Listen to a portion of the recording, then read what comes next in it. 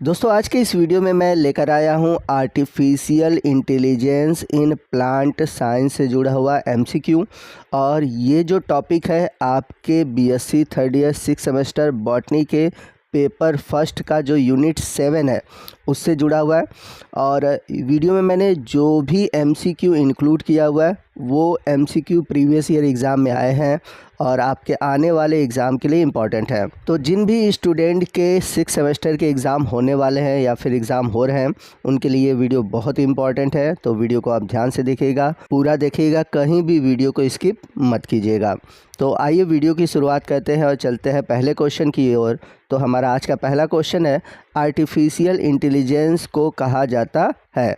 Artificial intelligence is called. आपके option है, पहला ऑप्शन है लाइट लर्निंग, दूसरा है डीप लर्निंग, तीसरा है माइक्रो प्रोसेसर और लास्ट ऑप्शन है नन ऑफ दीज। तो आपको बता दें कि आर्टिफिशियल इंटेलिजेंस को डीप लर्निंग कहा जाता है। तो आपका राइट ऑप्शन है ऑप्शन बी। चलते हैं अगले क्वेश्चन की ओर। अगला क्वेश्चन है, आर्टिफिशियल न्यूरल नेटवर्क इंक्लूड, यानी कि आर्टिफिशियल न्यूरल नेटवर्क में क्या शामिल है।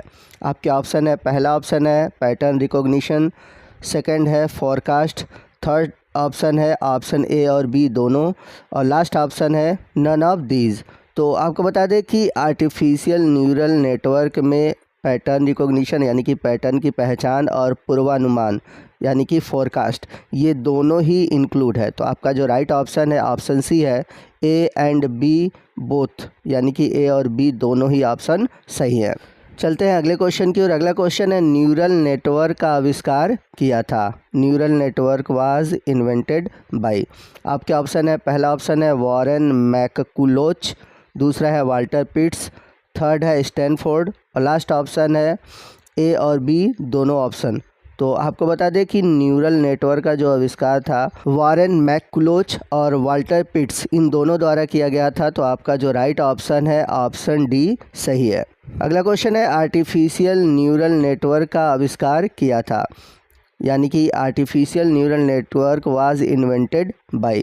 तो ऊपर एक क्वेश्चन है न्यूरल नेटवर्क का आविष्कार किसने किया था, नीचे है आर्टिफिशियल न्यूरल नेटवर्क का आविष्कार किसने किया था। तो दोनों में कंफ्यूज मत होइएगा, क्वेश्चन को ध्यान से पढ़िएगा और देखिएगा कि कौन सा क्वेश्चन पूछा गया है। तो यहाँ पर ऑप्शन दिया हुआ है, पहला ऑप्शन है वॉरेन मैककुलोच, दूसरा है वाल्टर पिट्स, तीसरा है स्टैनफोर्ड और लास्ट ऑप्शन है रोसेनब्लैट। तो जो आर्टिफिशियल न्यूरल नेटवर्क है इसका आविष्कार किए थे रोसेनब्लैट ने। तो आपका राइट ऑप्शन है ऑप्शन डी। चलते हैं अगले क्वेश्चन की ओर। अगला क्वेश्चन है, GUI का अर्थ है, यानी कि GUI का फुल फॉर्म क्या होगा।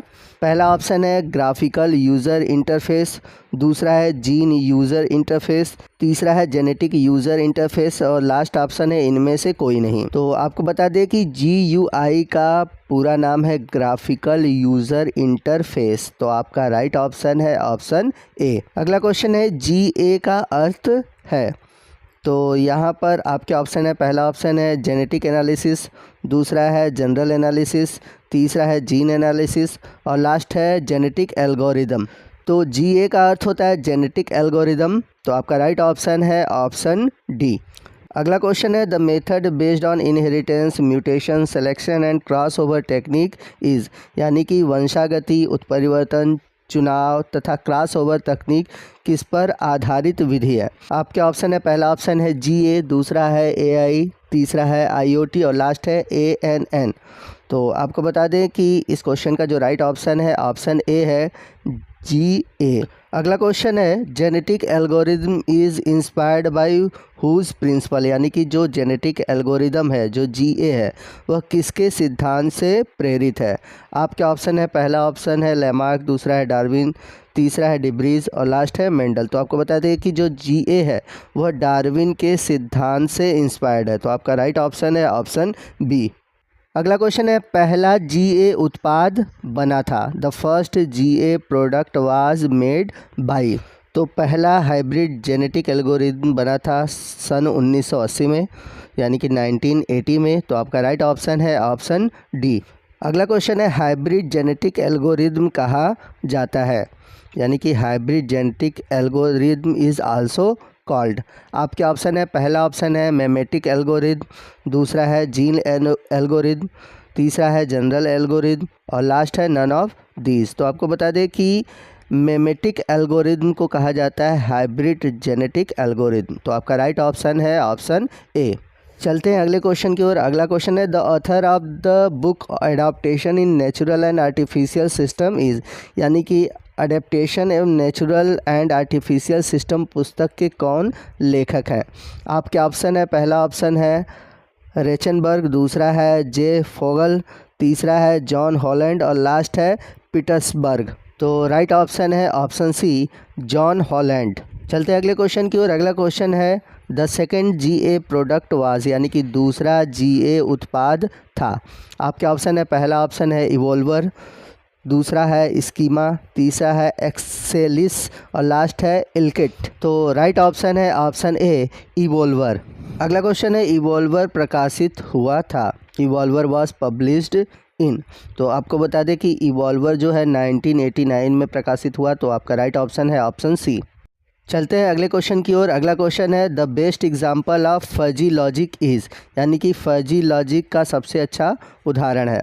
आपके ऑप्शन है, पहला ऑप्शन है रेफ्रिजरेटर, दूसरा है टीवी, तीसरा है AC और लास्ट है वॉशिंग मशीन। तो फजी लॉजिक का जो सबसे अच्छा उदाहरण है यहाँ पर है वॉशिंग मशीन, यानी कि राइट ऑप्शन है ऑप्शन डी। तो इस क्वेश्चन का जो ऑप्शन है वो वॉशिंग मशीन क्यों है, आप हमें कमेंट करके बताएंगे। अगर आपको आंसर इसका नहीं पता कि क्यों है तब भी कमेंट करिएगा, मैं आपको इसका आंसर आपको बताऊंगा। अगला क्वेश्चन है आर्टिफिशियल न्यूरल नेटवर्क है। तो आर्टिफिशियल न्यूरल नेटवर्क इसमें से क्या है। आपके ऑप्शन है, पहला ऑप्शन है कंप्यूटर डेटा, दूसरा है मैथमेटिकल नेटवर्क, तीसरा है ML एल्गोरिदम और लास्ट ऑप्शन है ऑल ऑफ दीज। तो इस क्वेश्चन का जो राइट ऑप्शन है वो है ML एल्गोरिदम, यानी कि ऑप्शन सी। अगला क्वेश्चन है biologically inspired computational model is, यानी कि जैविक रूप से प्रेरित कंप्यूटेशनल मॉडल है। आपके ऑप्शन है ANN, GNN, DMS और लास्ट है ग्रीन हाउस। तो इस क्वेश्चन का जो राइट ऑप्शन है ऑप्शन ए है ANN। तो ANN क्या होता है, आप इसका फुल फॉर्म हमें कमेंट करके बताएंगे। चलते हैं अगले क्वेश्चन की ओर। अगला क्वेश्चन है आर्टिफिशियल इंटेलिजेंस को कहा जाता है। तो आर्टिफिशियल इंटेलिजेंस यानी कि AI। तो AI को क्या कहा जाता है। आपके ऑप्शन है, पहला ऑप्शन है लाइट लर्निंग, दूसरा है डीप लर्निंग, तीसरा है माइक्रो प्रोसेसर, लास्ट ऑप्शन इनमें से कोई नहीं। तो इसका आंसर है ऑप्शन बी डीप लर्निंग। चलते हैं अगले क्वेश्चन की ओर। अगला क्वेश्चन है जैविक रूप से प्रेरित कंप्यूटर प्रोग्राम है। Biologically inspired computer program is. तो अभी इस तरह के क्वेश्चन हमने पीछे देखा था, आई होप आपको इसका आंसर पता होगा। चलते हैं अगले क्वेश्चन की ओर। अगला क्वेश्चन है जेनेटिक एल्गोरिदम किस प्रक्रिया को दर्शाता है। आपके ऑप्शन है, पहला ऑप्शन है म्यूटेशन, दूसरा है फ्री फ्लो, तीसरा है इफेक्टिवनेस और लास्ट है नेचुरल सिलेक्शन। तो जेनेटिक एल्गोरिदम जो है वो रिप्रेजेंट करता है नेचुरल सिलेक्शन को। तो आपका राइट ऑप्शन है ऑप्शन डी। चलते हैं अगले क्वेश्चन की ओर। अगला क्वेश्चन है जेनेटिक एल्गोरिदम अगली पीढ़ी बनाने के लिए प्रत्येक चरण में कितने नियमों का उपयोग करती है। How many rules does the genetic algorithm use at each step to create the next generation. तो आपके ऑप्शन है, पहला ऑप्शन है 1, दूसरा है 2, तीसरा है 3, लास्ट ऑप्शन है 4। तो आपको बता दें कि जेनेटिक एल्गोरिदम अगली पीढ़ी बनाने के लिए कुल 3 चरणों का प्रयोग करते हैं। तो आपका राइट ऑप्शन है ऑप्शन सी। अगला क्वेश्चन है जेनेटिक एल्गोरिदम का पहला चरण है। The first step of genetic algorithm is. Option है, पहला ऑप्शन है सिलेक्शन, दूसरा है क्रॉसओवर, तीसरा है म्यूटेशन और लास्ट ऑप्शन है ये सभी। तो जेनेटिक एल्गोरिदम का जो फर्स्ट स्टेप है वो है सिलेक्शन। तो राइट ऑप्शन है ऑप्शन ए।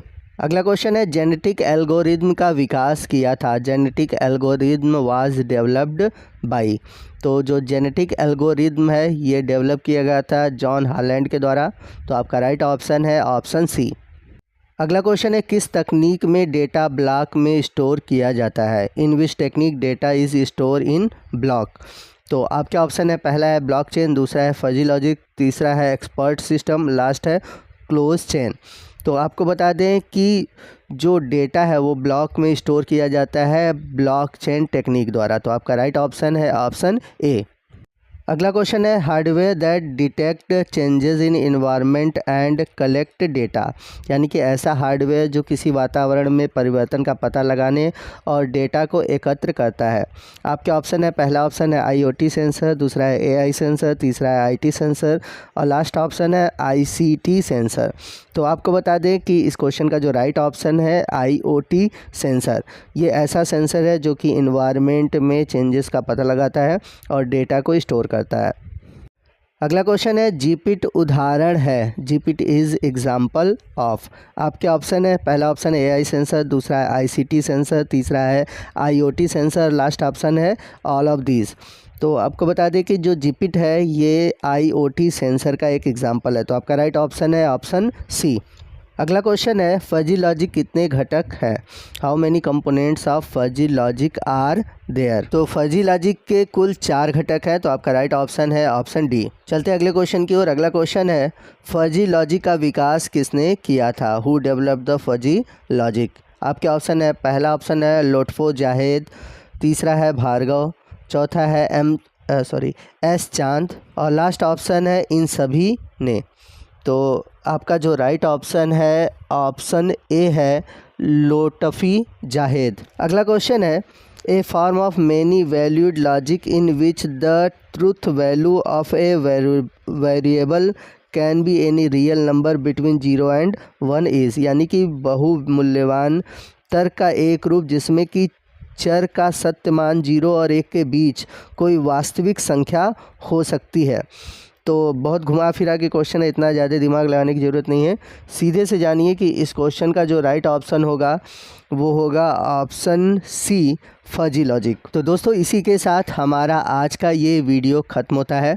आई होप आपको वीडियो अच्छा लगा होगा। वीडियो अच्छा लगा हो तो प्लीज़ वीडियो को लाइक और शेयर करना मत भूलिएगा और कोई भी डाउट है आप हमसे कमेंट करके पूछ सकते हैं। और यदि आप चाहते हैं कि मैं 6 सेमेस्टर के किसी और भी टॉपिक पर वीडियो बनाऊं तो प्लीज़ आप कमेंट करिएगा। मैं पूरी कोशिश करूंगा कि उस टॉपिक पर जल्द से जल्द वीडियो अपलोड करूं। तो दोस्तों मिलते हैं अगले वीडियो में अगले टॉपिक के साथ। तब तक के लिए जय हिंद, जय भारत।